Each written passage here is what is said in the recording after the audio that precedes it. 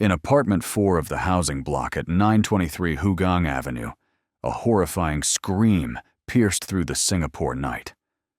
A mother had just discovered her daughter lying in a pool of blood, gasping for breath after brutal stab wounds. But the perpetrator wasn't a robber or an enemy from outside. It was a 15-year-old boy, and behind the case was a sinister plan by the person the victim trusted most, her soon-to-be ex-husband.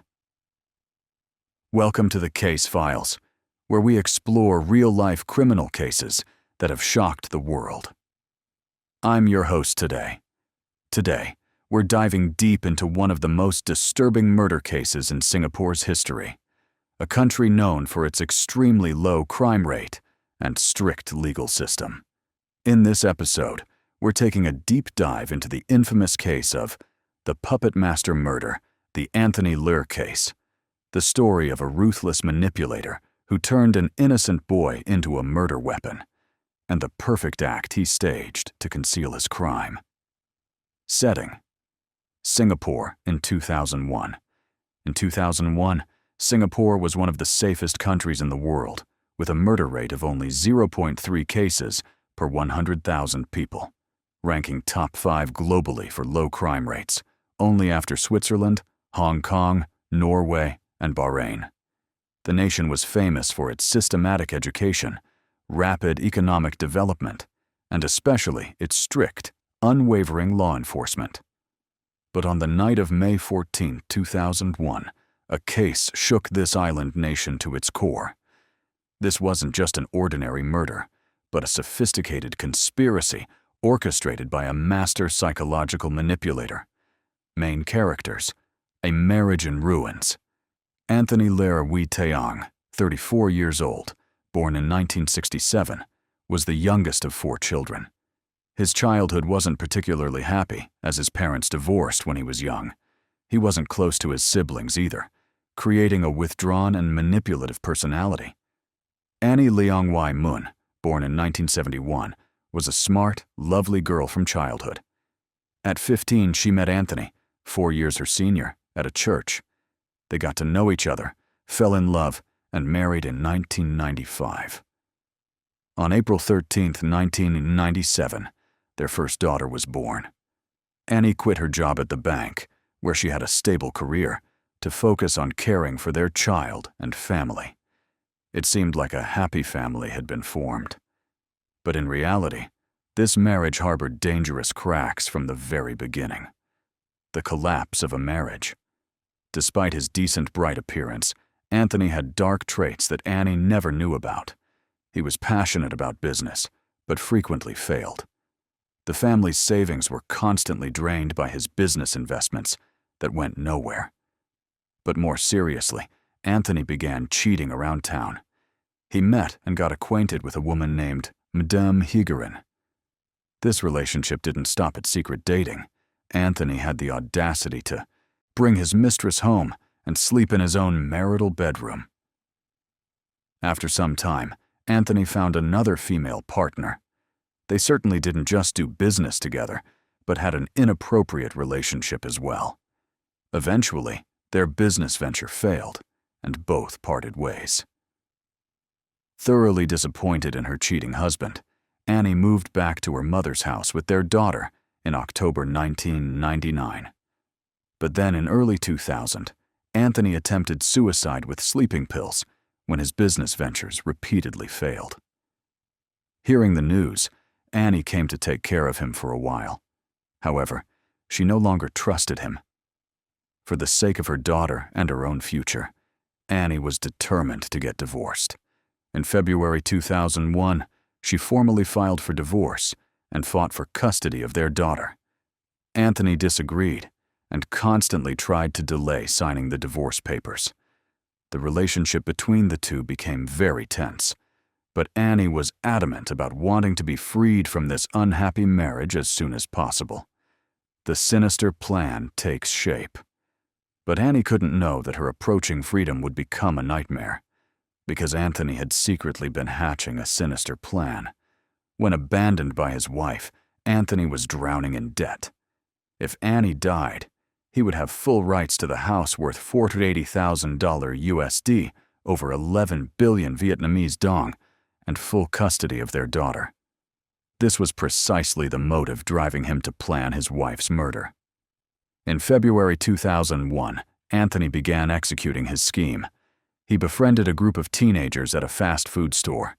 This group included 5 boys: Z, 15 years old; Gavin Ung, 16 years old; Xiao, 22 years old; Kevin, 16 years old, and a 19-year-old boy.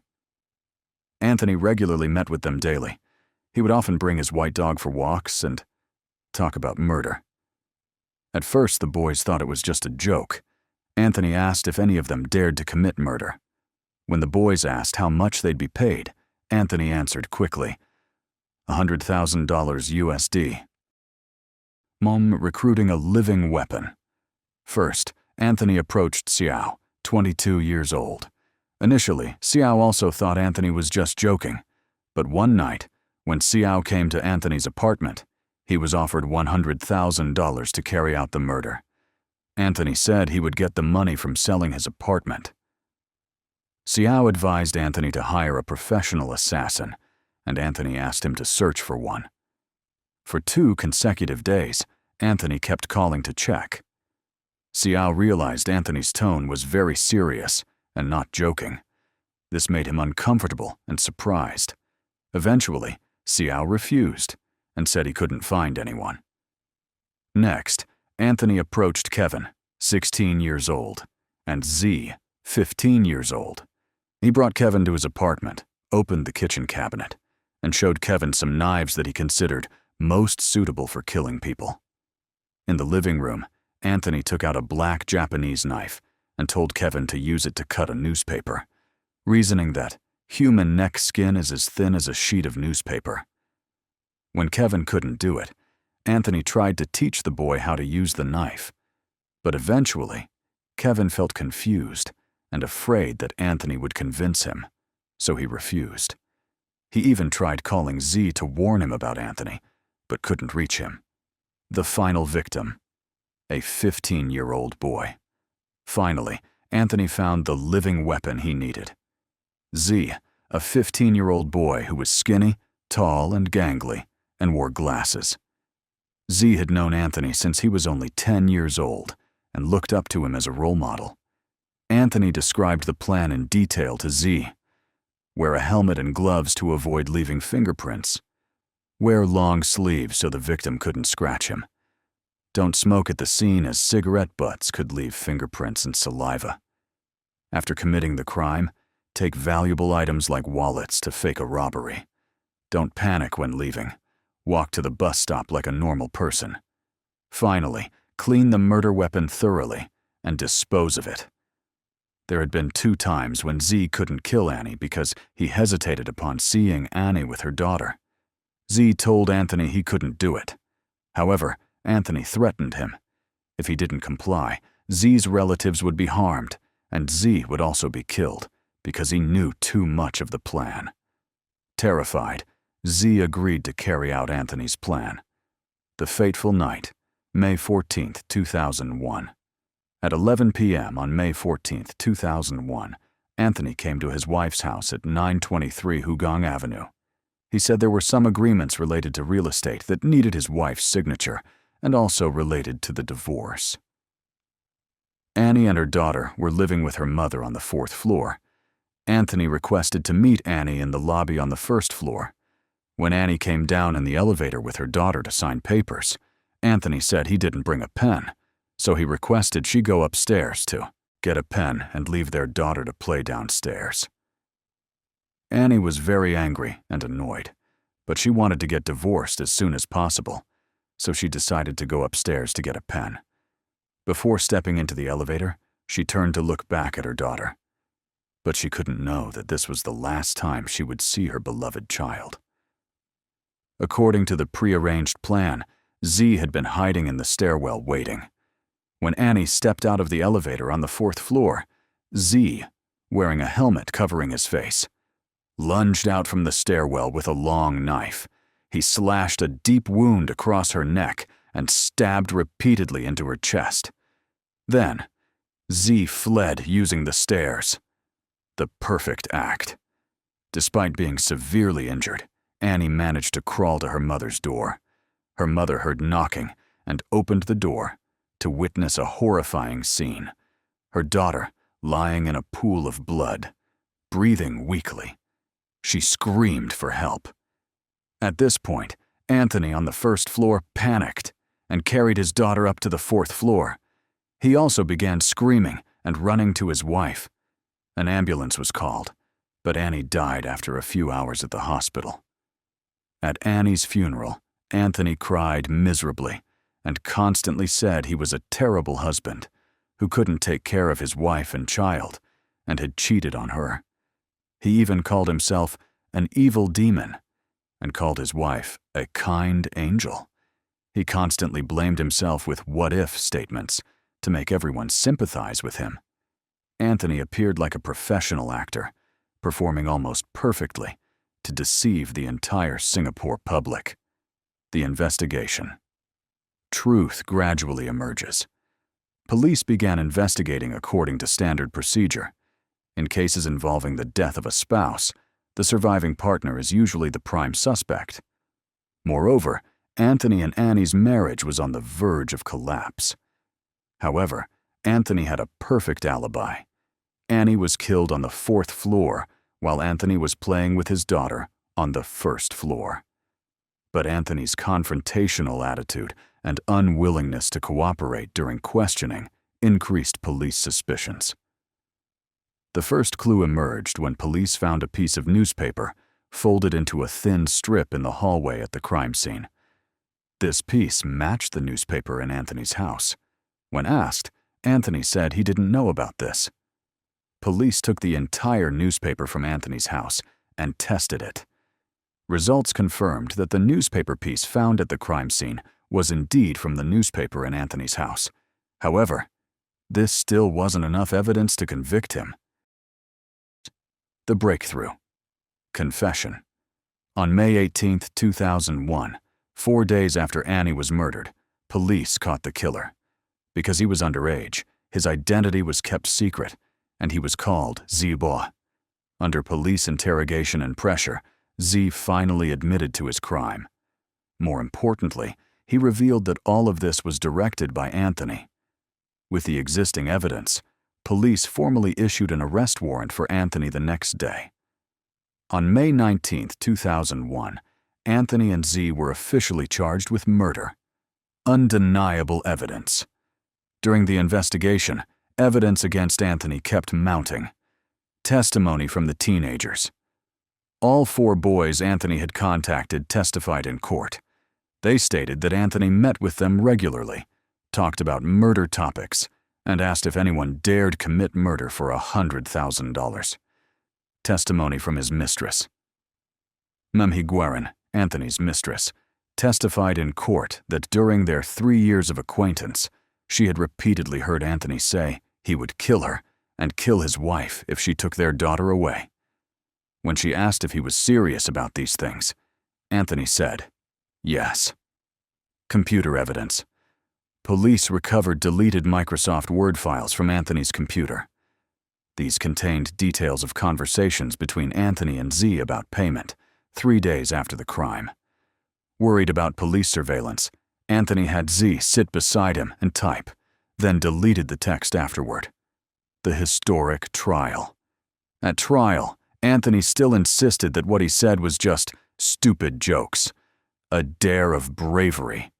He never expected anyone to think his words were real and commit the crime.